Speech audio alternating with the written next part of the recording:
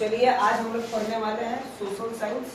Social science में हम पढ़ेंगे पॉलिटिकल साइंस, राजनीतिक शास्त्र। और राजनीतिक शास्त्र का पहले चैप्टर का आपका नाम है लोकतंत्र में सत्ता की साझेदारी। हम देखेंगे कि लोकतंत्र क्या होता है और लोकतंत्र में किस प्रकार से सत्ता का साझेदारी है। तो आज हमारा पॉलिटिकल साइंस का आज पहला क्लास है। जितने आराम से आप सुन सकते हैं सुनिए और वापस आप लिखिएगा। और जो भी बच्चा ऑनलाइन देख रहा है वो नोट्स मंगवा लेगा व्हाट्सएप पे।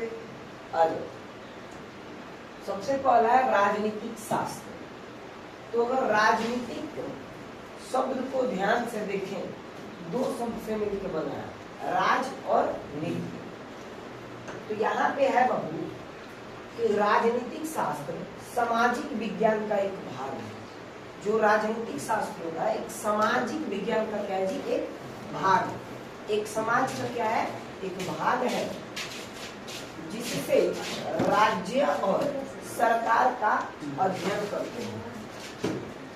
यही राजनीतिक शास्त्र में ही हम क्या बोलते हैं कि राज्य और सरकार का क्या करते हैं जी, राज्य और सरकार का हम क्या करते हैं, अध्ययन करते हैं। चलो बाबू इधर आ जाए। राज्य और सरकार का क्या करते हैं जी, अध्ययन करते हैं। ध्यान रखोगे फिर से, राजनीतिक शास्त्र एक सामाजिक विज्ञान का क्या है जी, भाग है जिसमें हम लोग राज्य और सरकार का क्या करते हैं जी, अध्ययन करते हैं। उसे ही हम क्या बोलेंगे जी, राजनीतिक शास्त्र। ठीक है, आगे है राजनीतिक शास्त्र के पिता और अरस्तु को कहा जाता है। आपसे एग्जाम में पूछ सकता है कि राजनीतिक शास्त्र के पिता किसे कहा जाता है। तो राजनीतिक शास्त्र के पिता किसको बोला जाता है, अरस्तु। किसको बोलते हैं हम लोग, अरस्तु। ठीक है, इतना में आपको कोई दिक्कत वाली बात नहीं हो। आपसे अगर कोई पूछेगा कि राजनीतिक शास्त्र क्या है जी, तो राजनीतिक शास्त्र एक सामाजिक विज्ञान का भाग है जिसमें हम लोग राज्य और सरकार का अध्ययन करते हैं। राजनीतिक शास्त्र के पिता का नाम अरस्तु है, या राजनीतिक अरस्तु को राजनीतिक शास्त्र का पिता कहते हैं। आगे आप देखिए, अगला आपका जो टॉपिक है वो है डेमोक्रेसी। डेमोक्रेसी को ही हम लोग लोकतंत्र बोलते हैं। डेमोक्रेसी को क्या बोलते हैं जी, लोकतंत्र बोलते हैं। यहाँ पे है कि डेमोक्रेसी यूनानी शब्द डेमोक्रेसिया से बना है। जो डेमोक्रेसी शब्द है वो यूनान के डेमोक्रेसिया शब्द से बना हुआ है। आप यहाँ पे ध्यान दें, जो ये आपका डेमोक्रेसी है, ये जो आपका डेमोक्रेसी शब्द है ये यूनानी शब्द डेमोक्रेसिया से बना हुआ है। यूनान में डेमोस का अर्थ होता है लोग और क्रेसिया का अर्थ होता है शासन। यानी लोगों का शासन ही क्या कहलाएगा जी, लोकतंत्र कहलाएगा या फिर डेमोक्रेसी कहलाएगा। लोगों का शासन ही क्या कहलाएगा जी, डेमोक्रेसी या लोकतंत्र। डेमोक्रेसी कहाँ का शब्द है, तो यूनान का शब्द है। डेमोक्रेसिया से डेमोक्रेसी शब्द का निर्माण हुआ है। डेमोस का मतलब होता है लोग और क्रेसिया का अर्थ होता है शासन, यानी लोगों का शासन ही लोकतंत्र कहलाता है। आगे बढ़े, आगे अगर हम लोग बात किए तो लोकतंत्र तो बोल रहा है कि शासन का वह रूप जिसमें लोग शासकों का चुनाव करते हैं उसे हम क्या बोलेंगे जी, लोकतंत्र। मतलब शासन का एक ऐसा प्रणाली जिसमें लोग ही अपने शासक का या अपने सरकार का चुनाव करे तो उसे हम क्या बोलेंगे जी, लोकतंत्र। यदि लोगों द्वारा अपने शासन का चुनाव किया जा रहा है तो उसको हम क्या बोलेंगे, लोकतंत्र। अब एक व्यक्ति थे अब्राहम लिंकन। तो अब्राहम लिंकन के अनुसार लोगों के लिए, लोगों की और लोगों के द्वारा चलने वाली शासन व्यवस्था को हम क्या बोलते हैं जी, लोकतंत्र। यदि अब्राहम लिंकन की बात की जाए तो उनके अनुसार लोकतंत्र का परिभाषा क्या है जी, लोगों के लिए, लोगों की और लोगों के द्वारा चलने वाली शासन व्यवस्था को क्या बोलते हैं जी? लोकतंत्र। ये कितने से क्या पूछा जी? Abraham Lincoln. अब्राहम लिंकन कहते हैं कि यदि लोगों के लिए कोई शासन व्यवस्था है, लोगों की कोई शासन व्यवस्था है और लोगों के द्वारा कोई शासन व्यवस्था चलाया जा रहा है, तो उसे हम क्या बोलेंगे जी? लोकतंत्र। पूरा लोकतंत्र में लोग ही शासन के केंद्र बिंदु है। अगर मान लो लोग ही शासन के क्या होते हैं जी? केंद्र बिंदु। ये जिनको चाहे उसको सत्ता में ला सकते हैं और जिनको चाहे सत्ता से हटा सकते हैं। इसी कारण से जो लोकतंत्र में लोग ही जो होते हैं वही शासन के क्या होते हैं जी? मुख्य केंद्र बिंदु। ठीक है, अगर आगे हम बात करें कि लोकतंत्र सर्वोत्तम शासन माना जाता है। सबसे अच्छा शासन व्यवस्था किसको माना जाता है जी? लोकतंत्र। किसको माना जाता है? लोकतंत्र। सबसे अच्छा शासन व्यवस्था क्या है जी? लोकतंत्र। आगे भारत में लोकतांत्रिक शासन है। जो अपने भारत देश है ये किस प्रकार का इसमें शासन व्यवस्था है? लोकतांत्रिक शासन व्यवस्था। इसमें हम ही लोग सरकार को चुनते हैं, लेकिन हम लोग ना अप्रत्यक्ष रूप से सरकार को चुनते हैं। हम लोग डायरेक्ट सरकार को नहीं चुनते। जैसे मान लो कि कुछ दिन बाद इलेक्शन आने वाला है, तो उसमें हम लोग डायरेक्ट मुख्यमंत्री को नहीं चुनने वाले, हम लोग चुनेंगे विधायक। और विधायक किसको चुनेगा जी? मुख्यमंत्री। तो हम लोग तो डायरेक्ट मुख्यमंत्री को नहीं चुने, तो हम लोग तो इसको हम बोलते हैं अप्रत्यक्ष। क्या बोलते हैं? अप्रत्यक्ष। ठीक है, तो भारत में कौन सा शासन व्यवस्था है जी? तो लोकतांत्रिक शासन व्यवस्था। भारत में कौन सा शासन व्यवस्था है? लोकतांत्रिक शासन व्यवस्था। आगे बढ़े, कोई इतना में आपको कोई भी दिक्कत? चलिए आगे बढ़े। लोकतंत्र के प्रकार, तो लोकतंत्र के दो प्रकार होते हैं, अप्रत्यक्ष लोकतंत्र और प्रत्यक्ष लोकतंत्र। देखो प्रत्यक्ष लोकतंत्र में होता है कि देखो लोग ही डायरेक्ट सरकार चुनते, लोग डायरेक्ट सरकार को चुन ले, तो इसको हम बोलेंगे प्रत्यक्ष लोकतंत्र। जैसे लोग है और सीधे प्रधानमंत्री को चुन लिया, सीधे मुख्यमंत्री को चुन लिया, इसको हम क्या बोलेंगे जी? प्रत्यक्ष। और ध्यान से देखो अप्रत्यक्ष लोग विधायक को चुना और विधायक जाके किसको चुनेगी?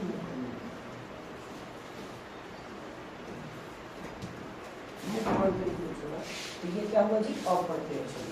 ध्यान से देखो, यहाँ पे लोग थे और यहाँ पे लोग ही डायरेक्ट किसको चुने जी? सरकार। क्योंकि यहाँ पे ऐसा नहीं है, यहाँ पे लोग पहले विधायक को चुना और विधायक जाके अपना मुख्यमंत्री को चुने। तो जब डायरेक्ट लोग सरकार को चुनेगा तो उसको क्या बोलेंगे? प्रत्यक्ष। और जब लोग ही सरकार को बनाएंगे लेकिन डायरेक्ट सरकार को न चुनेंगे, वो अपने प्रतिनिधि को चुनेंगे और प्रतिनिधि सरकार को चुनेगा, तो उसको हम क्या बोलेंगे जी? अप्रत्यक्ष। तो भारत में किस प्रकार का लोकतंत्र? अप्रत्यक्ष लोकतंत्र। और प्रत्यक्ष लोकतंत्र कहाँ है? स्विट्जरलैंड। कहाँ पे है? स्विट्जरलैंड। प्रत्यक्ष लोकतंत्र वैसा लोकतंत्र जिसमें जनता सीधे सरकार को चुनती है, उसको क्या बोलेंगे जी? प्रत्यक्ष। जब जनता ही, जब लोग ही डायरेक्ट सरकार को चुने, तो उसको हम क्या बोलेंगे जी? प्रत्यक्ष लोकतंत्र। प्रत्यक्ष लोकतंत्र कहाँ है जी? स्विट्जरलैंड। कहाँ है जी? स्विट्जरलैंड। कहाँ पे है? स्विट्जरलैंड। यहाँ पे देखिए आप लोग, आगे है अप्रत्यक्ष लोकतंत्र। ऐसा लोकतंत्र जिसमें जनता अपने प्रतिनिधि के माध्यम से सरकार को चुनती है, तो उसे हम क्या बोलेंगे जी? अप्रत्यक्ष।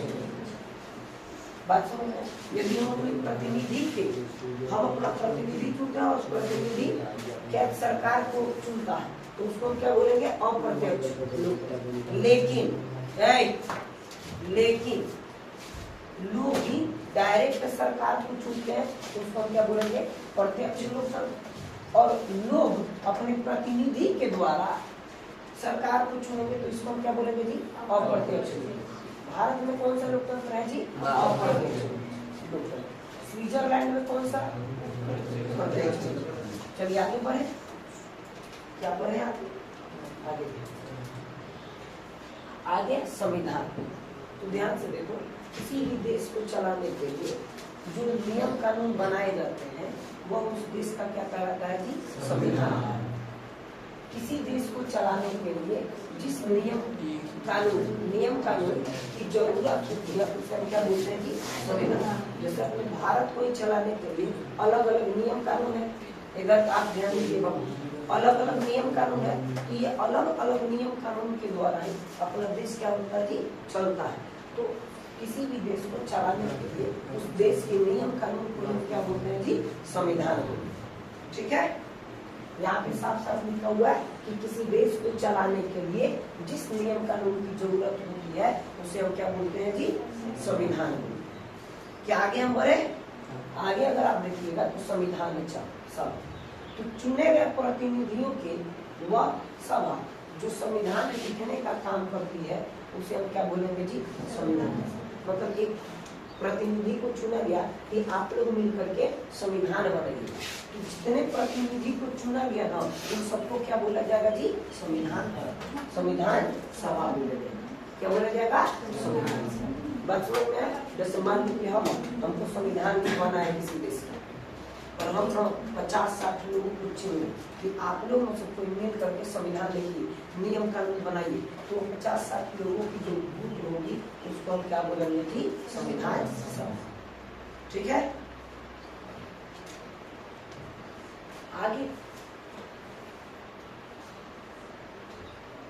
आगे कुछ नोट पॉइंट है, यहाँ से डायरेक्ट आपके ऑब्जेक्टिव पूछे जा सकते हैं।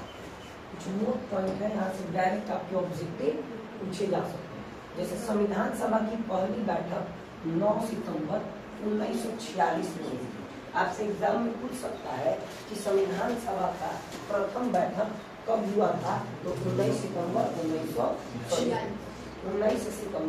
9 सितंबर 1946 को संविधान सभा का पहला बैठक कब हुआ था जी?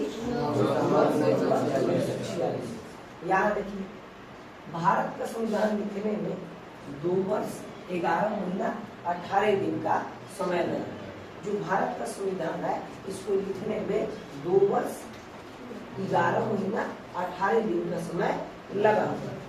आगे देखो बाबू, भारत का संविधान लिखने वाली संविधान सभा में 299 सदस्य। मतलब भारत का जो संविधान लिखा गया उसमें कुल सदस्यों की संख्या कितनी थी जी? 299। कितनी थी जी? 299। आगे 26 नवंबर 1949 को संविधान बनकर तैयार हुआ। 26 नवंबर 1950 को भारत का संविधान बनकर के 26 नवंबर 1949 को भारत का संविधान बनकर के क्या हो गया जी? तैयार हो गया। संविधान दिवस इसी दिन को मनाया जाता है। एग्जाम में आपसे पूछेगा कि संविधान दिवस कब मनाया जाता है, कि 26 नवंबर 1949 को संविधान दिवस भी मनाया जाता है, क्योंकि इसी दिन अपना संविधान बन करके तैयार। और ध्यान से देखो, भारत का संविधान 26 जनवरी 1950 को लागू हुआ। भारत में जो शासन नियम कानून बनाए जाते वो कब लागू किए जाते हैं? 26 जनवरी 1950। इसको हम लोग गणतंत्र दिवस के रूप में मनाते। आगे बढ़े, अगर आप डॉक्टर भीमराव अंबेडकर संविधान सभा के कैजी प्रारूप समिति के अध्यक्ष थे। आपसे पूछेगा कि संविधान सभा के प्रारूप समिति के अध्यक्ष कौन थे? कौन थे जी? भीमराव अम्बेडकर। कौन थे? भीमराव अम्बेडकर। यहाँ पे देखो, डॉक्टर भीमराव अम्बेडकर संविधान का निर्माता कहा जाता है। आपसे एग्जाम में पूछेगा कि संविधान का निर्माता किसे कहा जाता है? तो डॉक्टर भीमराव अम्बेडकर को संविधान का निर्माता कहा जाता है। और आगे अगर बात करें तो है डॉक्टर सच्चिदानंद सिन्हा। डॉक्टर सच्चिदानंद सिन्हा संविधान सभा के अस्थायी अध्यक्ष, मतलब ये अस्थायी रूप से अध्यक्ष नहीं थे, अस्थायी रूप से ये क्या थे जी? अध्यक्ष थे। आपसे एग्जाम में पूछ सकता है कि संविधान सभा के अस्थायी रूप से अध्यक्ष कौन थे? तो कौन थे जी? डॉक्टर सच्चिदानंद सिन्हा। और अगर बात करें तो डॉक्टर राजेंद्र प्रसाद भारतीय संविधान सभा के क्या थे जी? अध्यक्ष। आपसे पूछेगा कि भारतीय संविधान सभा के अध्यक्ष कौन? भारतीय संविधान सभा के अध्यक्ष डॉक्टर राजेंद्र प्रसाद।